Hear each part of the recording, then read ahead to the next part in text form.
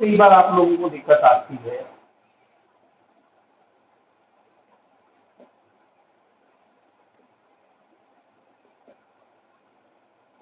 मैं केवल रिकॉल करवा रहा हूँ, जितना मेरे को ध्यान आ जाएगा कि मैं इतना बता दूं उतना मैं आप लोगों को रिकॉल करवा रहा हूँ।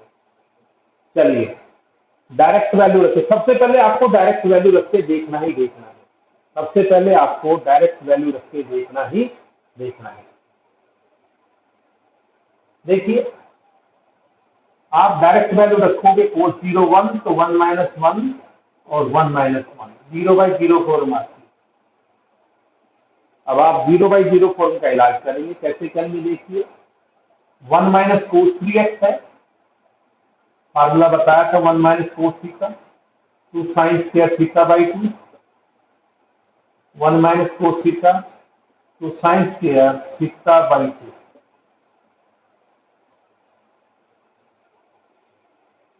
रवि, आ रहा है पिछले साल का याद है नहीं आता?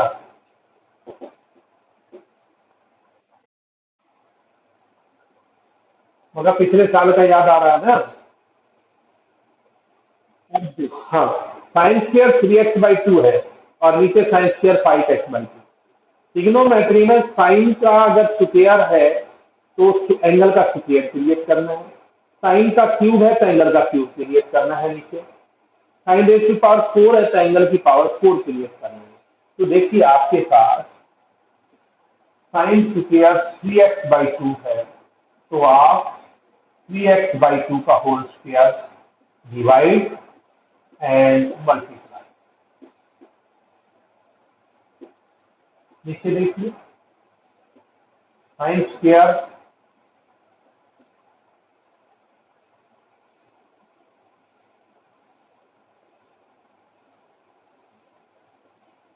यहाँ एंगल 5x/2 है तो 5x/2 का होल स्क्वायर आप मल्टीप्लाई और डिवाइड दोनों कर लें। उसके बाद देखिए आपका ये आ जाएगा limit x tends to 0 sine 3x/2 upon 3x/2 whole square limit x tends to 0 sine 5x/2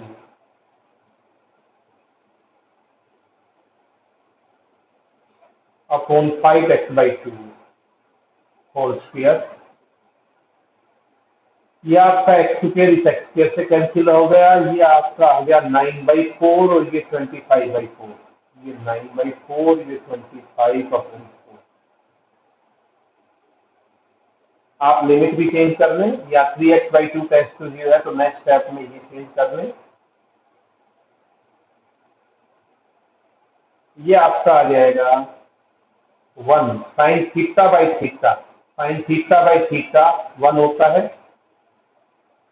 theta tends to 0 sign थीटा/थीटा 1 होता है। तो ये आपका आ जाएगा 9/25 और ये न्यूमरेटर में 1 का स्क्वायर है, डिनोमिनेटर में 1 का स्क्वायर। ये आपके लिमिटिंग वैल्यू ट्रिग्नोमेट्री के लिए मैंने आप लोगों को बता दी।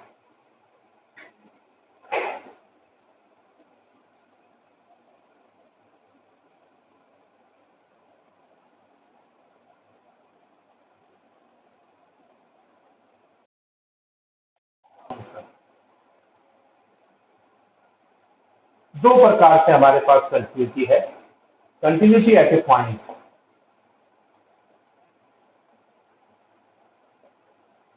Continuity at a point. दूसरा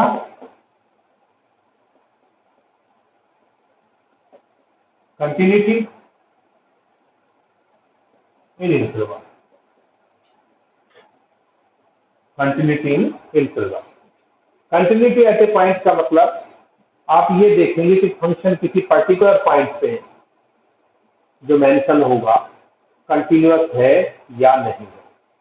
और कंटिन्यूटी इन इंटरवल का मतलब आप पूरे इंटरवल में, हम यहाँ ज्यादातर मोस्ट प्रोबेबली जो क्वेश्चंस हैं पूरे रियल नंबर सिस्टम में ये चेक करेंगे कि ये फंक्शन कंटिन्यूअस है या नहीं।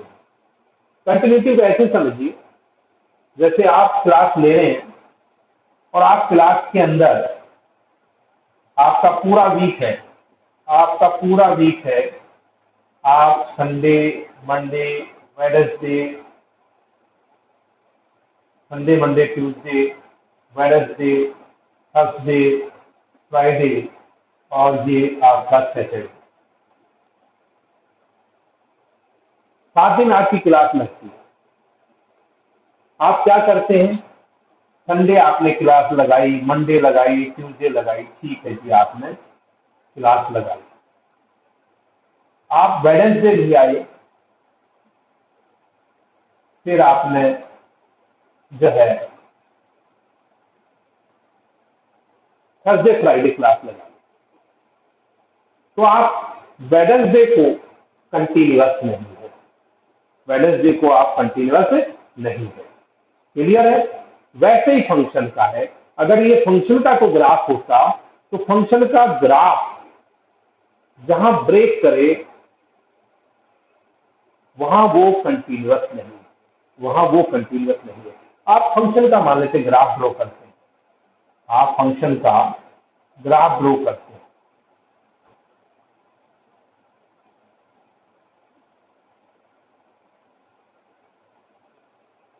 तो देखिए ब्रेक आ रहा है यहाँ पर, यहाँ देखिए ये ब्रेक आ रहा है, यहाँ आपके फंक्शन की वैल्यू एग्जिस्ट नहीं करती, यहाँ फंक्शन की वैल्यू एग्जिस्ट नहीं करती, तो ये हमारा कहलाएगा पॉइंट ऑफ डिसकंटिन्यूटी। तो ये कहलाएगा पॉइंट ऑफ, ये पॉइंट आपका कहलाएगा पॉइंट ऑफ डिसकंटिन्यूटी। जहां कंटिन्यूअस नहीं है वो कहलाएगा पॉइंट ऑफ डिसकंटिन्यूटी। अगर आप किसी भी फंक्शन का ग्राफ बनाते हैं और आपको ये लगे कि उस पर्टिकुलर पॉइंट पे, किसी पर्टिकुलर पॉइंट के ऊपर आपका जो फंक्शन है वो एग्जिस्ट नहीं करता। एग्जिस्ट का क्या मतलब है? रियल होना चाहिए और फाइनाइट होना चाहिए। Exist means that must be real, real means that must not be complex, that must not be negative in the under root.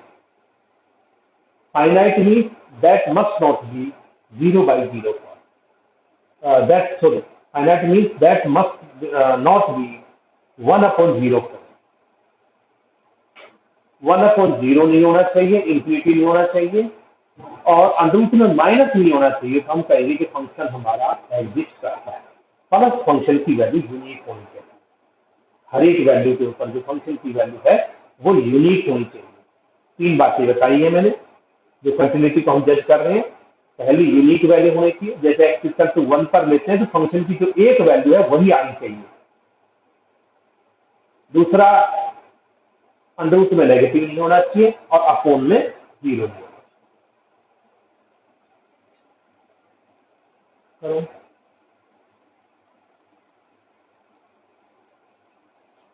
भैया कंटिन्यूटी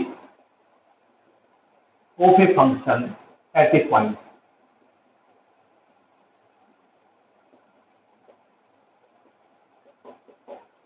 किसी पॉइंट के ऊपर फंक्शन की कंटिन्यूटी हम कैसे चेक करें? देखिए आप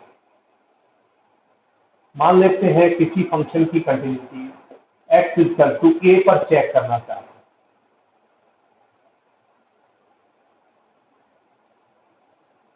तो आपकी लिमिट से जो वैल्यू आती है फंक्शन की, limit x tends to a f x और direct substituted value. Direct value का मतलब ये है, एक तो आपसे कहे भी एक्स ए को अप्रोच कर रहा है तब फंक्शन की वैल्यू निकालो, एक डायरेक्ट सब्स्टिट्यूटेड वैल्यू है यानी कि एक्स इक्वल टू ए।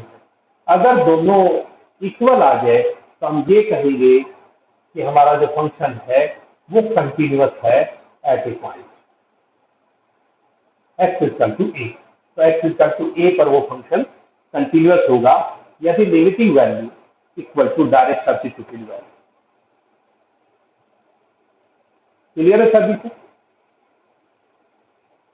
और जो सेकंड केस कराया था, जो हमने सेकंड केस कराया था left hand limit right hand limit में, उसमें left hand limit, right hand limit और डायरेक्ट सब्स्टिट्यूटेड वैल्यू यदि तीनों किसी पर्टिकुलर पॉइंट के ऊपर इक्वल हैं, तीनों किसी पर्टिकुलर पॉइंट के ऊपर इक्वल हैं, तो हम ये कहेंगे कि उस पर्टिकुलर पॉइंट पे हमारा फंक्शन कंटिन्यूअस है। तो हम ये कहेंगे at that particular point function is continuous. ये आपको हमने बताया था लेफ्ट हैंड में, x tends to a f(x) a minus limit x tends to a plus f(x), और ये डायरेक्ट सब्स्टिट्यूशन की वैल्यू।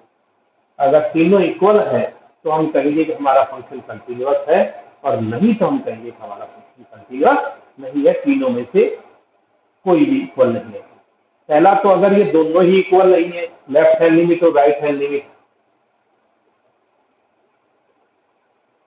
तो ये समझ लीजिए कि हमारी लिमिट ही एग्जिस्ट नहीं करती, लिमिट ही एग्जिस्ट नहीं करती। और जब पहला काम तो लिमिट एग्जिस्ट करनी चाहिए, उसके बाद हम बाद में चेक करेंगे। तो मैंने ये बता दिया आप लोगों को, ये केस कब लेने हैं, ये केस कब लेने हैं, और मंडे को हम मंडे को टेस्ट लेंगे, सभी को बता रखा है।